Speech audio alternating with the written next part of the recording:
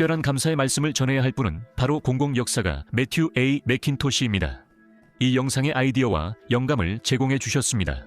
오늘날 소셜미디어를 생각하면 우리는 페이스북, 트위터, 인터넷, 그리고 스마트폰 같은 이미지를 떠올리게 됩니다. 하지만 좋은 소식이든 나쁜 소식이든 소식을 공유하고 싶어하는 기본적인 욕구, 우정을 쌓고 물론 재미있는 소문을 즐기는 것 역시 현대에 새롭게 생긴 것이 아닙니다. 중세 유럽에도 그들만의 복잡한 소셜 네트워크가 있었습니다. 중세인들은 와이파이나 월드와이드웹은 없었지만 정보가 부족하지는 않았습니다.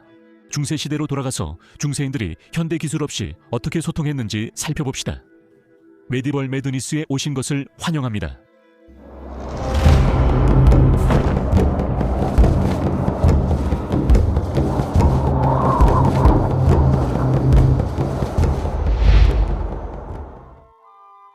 좋아요와 공유 부탁드립니다. 중세의 글쓰기라고 하면 누구나 바로 수도사들이 만든 아름답고 화려한 필사본을 떠올리지 않을까요? 수도원은 필사실과 도서관을 갖추고 있었으며 초기 중세 서양에서 기독교 문학 역사를 보존하는 창조적인 중심지였습니다. 6세기부터 필경사들은 초기 기독교 신학자들의 편지와 저작을 필사하기 시작했는데 처음에는 양피지에, 나중에는 종이에 옮겼습니다. 예를 들어 1세기에 로마 주교 클레멘스, 1세 4세기에 알렉산드리아의 아타나시우스, 그리고 예수에게 인간의 의지와 신의 의지가 모두 있다고 주장한 고백자 막시무스 등이 있습니다. 이렇게 복제된 저작물들과 4세기 성경 번역본인 제롬의 라틴어 불가타 성경 사본은 성직자들이 선교 활동을 위해 사람들 사이로 나갈 때 자주 사용되었습니다. 수도사가 성경 한 권을 필사하는데 1년이 걸리기도 했으며 완성된 성경은 여러 예배 장소에서 성직자들이 돌려 읽었습니다. 이 필사본은 여러 사람에게 전해지며 주석이 더해졌고 여백 글은 독자 이해를 돕기 위해 쓰였습니다. 중세 필사본에는 본문 가장자리에 무작위 낙서부터 정교한 사파까지 평범한 것부터 기이하고 외설적이며 정말로 이상한 것들까지 다양한 표시들이 자주 포함되어 있습니다. 몸통이 없는 남근 괴물, 창을 들고 싸우는 토끼, 살인 달팽이, 다른 사람에게 배변하는 사람들, 싸움, 방귀, 음란 행위, 심지어 버릇없는 성직자들까지 등장합니다. 성스러운 필사본의 여백에서 볼 것이라고는 전혀 예상하지 못할 것들입니다. 이러한 추가 사파들은 마치 개별적인 답글과 사회적 위기에 대한 날카로운 비판으로 가득한 댓글 창과도 같습니다. 농민, 교회, 귀족으로 이루어진 3층 구조의 중세 세계에서 달팽이가 기사와 싸우거나 농민이 고귀한 신사와 숙녀에게 대변을 보는 장면이 있을 수도 있습니다. 이 작은 그림들은 사회 평등을 요구하는 평등자처럼 작용했고 화가는 독자에게 사회에 도전하라고 하는 듯 했습니다. 역사학자들은 일부 주변부 이미지를 설명하려고 덧붙여진 세계라는 표현을 사용해왔습니다. 오늘날에도 수천 명이 트위터에서 원 댓글을 지지하며 게시물을 공유하고 좋아요를 누르고 자신의 의견을 더합니다. 특히 논란이 큰 게시물에선 더 그렇습니다. 사람들은 세상을 바로잡으려 애쓰면서 그렇게 합니다. 제작된 중세 필사본의 종류는 수도원 공동체의 위상을 전 세계에 알렸습니다. 문서가 정교할수록 제작하는데 더 많은 시간과 비용이 들었기 때문입니다. 부유층과 귀족들이 금박 장식이 들어간 정교한 성경, 시편집, 기도서를 제작하도록 의뢰하는 것은 수도원의 위상을 드러내는 것이었습니다. 심지어 이런 책을 한 권 소유하는 것만으로도 수도원의 사회적 지위가 높아질 수 있었습니다.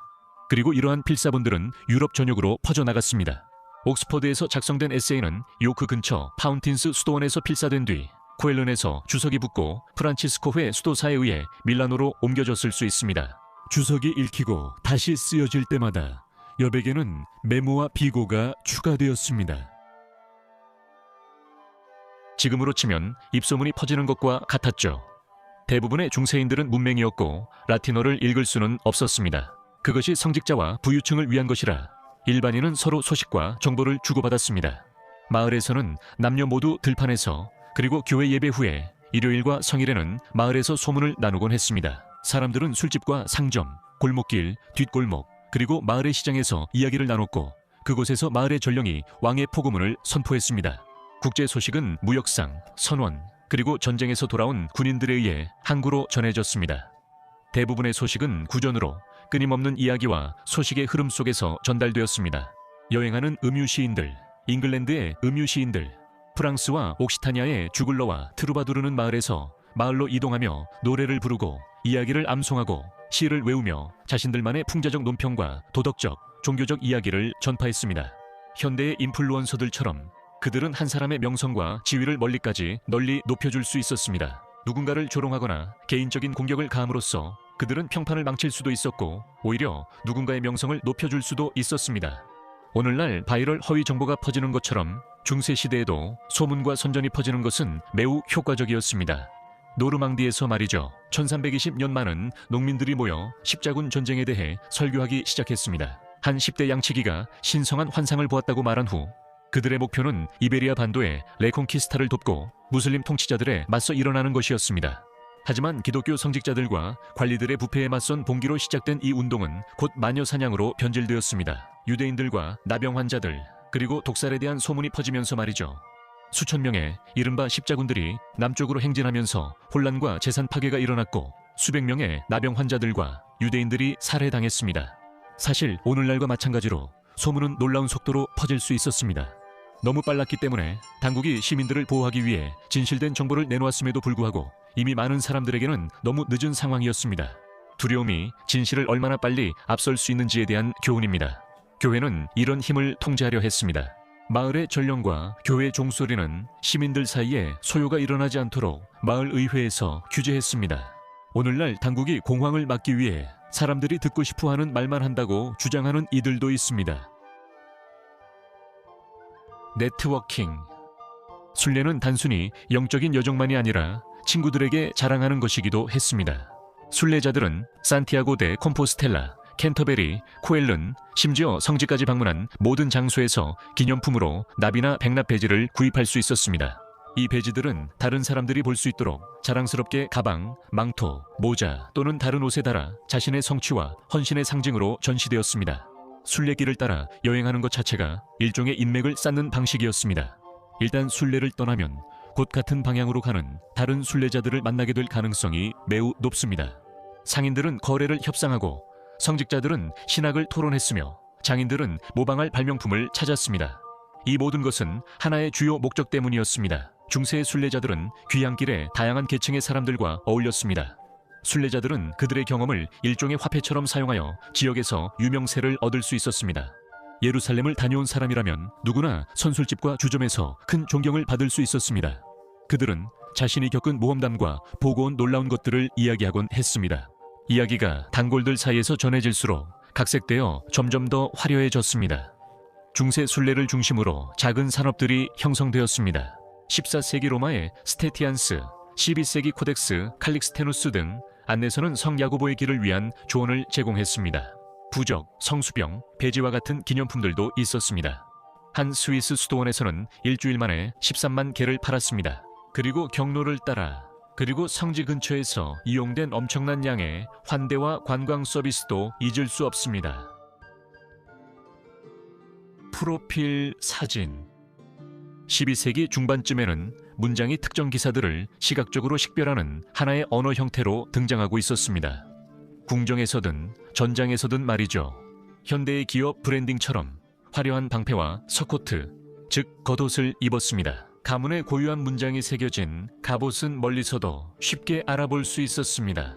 플레이트 아머와 바이저 때문에 기사들은 더 이상 자신의 부하들에게 쉽게 알아볼 수 없었고 외부에 배지나 상징 같은 표시가 반드시 필요했습니다.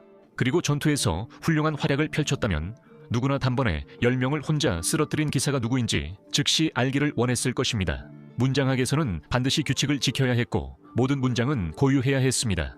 기본 문양은 단순하게 유지되었으며 굵은 기하학적 줄무늬와 띠로 구성되었습니다. 색상은 제한된 팔레트로 유지되었습니다. 색채 규칙에 따라 금속 위에 금속이나 색상을 올려서는 안 되었고 색상 위에 색상을 올려서도 안 되었습니다. 문장 목록의 역할을 한 기록들이 보관되어 있으며 예로 1370, 1414년에 클레이스 헤이넨이 편찬한 조엘 아모리오가 있습니다. 클레이스는 길드스 공작을 섬기는 전령관이었습니다. 그리고 이 책에는 유럽 전역에서 모은 약 1700개의 문장이 실려 있습니다. 중세의 중요한 인물들의 명단과도 같은 것이죠. 토너먼트는 이 기사들이 각자의 깃발 아래에서 자신의 실력을 뽐내기에 완벽한 장소였습니다. 모두가 관중들에게 깊은 인상을 주고 인기를 얻으려고 애썼죠. 그 인기는 더 강력한 가문이나 심지어 왕족과도 호의를 쌓는 데 사용할 수 있는 일종의 화폐가 될 수 있었죠. 문장학적 이미지는 곧 인기를 끌며 중세 세계 곳곳에 등장했습니다. 장인 조합들은 자신들의 상점에 내걸 배지를 채택했죠. 1155년부터 존재했던 것으로 알려진 런던의 제빵사 길드는 저울과 밀 이삭이 그려진 문장을 채택했습니다. 제빵사들은 모든 것에 신께 감사하라 라는 표어와 함께 고유한 표시를 빵에 남겼고, 다른 장인과 상인들도 상품에 표시를 했습니다. 이것은 상품 품질이 나쁠 때 구매자가 판매자에게 불만을 제기하도록 돕고, 품질이 특히 뛰어나면 브랜드 판매 촉진에도 도움이 되었습니다. 도시, 마을, 자치구들은 시민들이 자신들과 그들의 권위를 인식할 수 있도록 시 문서의 상징으로 문장을 사용하기 시작했습니다. 서구에서 군주제 다음으로 미디어 재벌들이 그 뒤를 이었습니다. 중세시대의 가톨릭 교회는 정치, 교육, 일상생활에 큰 영향을 미치며 상당한 권력을 가지고 있었습니다. 설교, 의식, 학문을 통해 교리를 사람들에게 전달했습니다. 적어도 6세기부터 수도원의 필사실과 대성당 참사회 대학에서 성직자들은 교황이 발행한 칙령인 교황 칙서를 다시 필사했습니다. 이것은 문맹이던 중세 유럽인들의 삶의 방식을 형성했습니다. 고딕 대성당의 스테인드 글라스 창문, 조각상, 그리고 그림들은 그들의 영적 경험을 향상시켰고, 라틴어 의식을 해독하며 사용자 경험을 높여주었습니다. 생생한 이미지는 성경을 작고 쉽게 소화할 수 있는 조각들로 압축했습니다. 설교자들은 자신들의 대상 청중에게 방송 채널의 내용을 전달하며 이곳저곳을 이동했습니다. 팟캐스트 신디케이션이 여러 플랫폼에 에피소드를 배포하는 방식처럼 말이죠. 말이 나온 김에 이동 중에도 저희 방송을 듣고 싶으시다면 여러분이 즐겨 듣는 팟캐스트, 스트리밍 서비스 어디에서든 저희 팟캐스트를 확인하실 수 있습니다. 바르나르디노 디 세나와 같은 유명한 설교자들은 허영의 화영과 모닥불이라는 책을 집필했습니다. 그의 명성은 15세기에 이탈리아 여러 도시에서 퍼지기 시작했고, 그는 수천 명의 군중을 끌어모을 수 있었습니다. 감시망은 13세기 프랑스 남부에서 알비주아 십자군 당시 교회 법정과 종교 재판관들의 권장으로 만들어졌습니다. 이웃과 가족들은 실제로 서로를 고발하며 들은 이단적인 발언을 당국에 신고했습니다. 오늘날 우리가 당연하게 여기는 전자기기는 없었지만 중세인들은 정보를 얻는 데 있어서 결코 불리하지 않았습니다. 그들의 소셜미디어는 문장 이미지, 순례배지, 문서, 그리고 공개의식의 형태로 존재했습니다. 기술이 발전했음에도 불구하고 인간으로서 소통에 있어 우리는 결국 진실과 소속감이라는 같은 것을 여전히 찾고 있습니다. 중세 매드니스 에피소드 시청해 주셔서 감사합니다.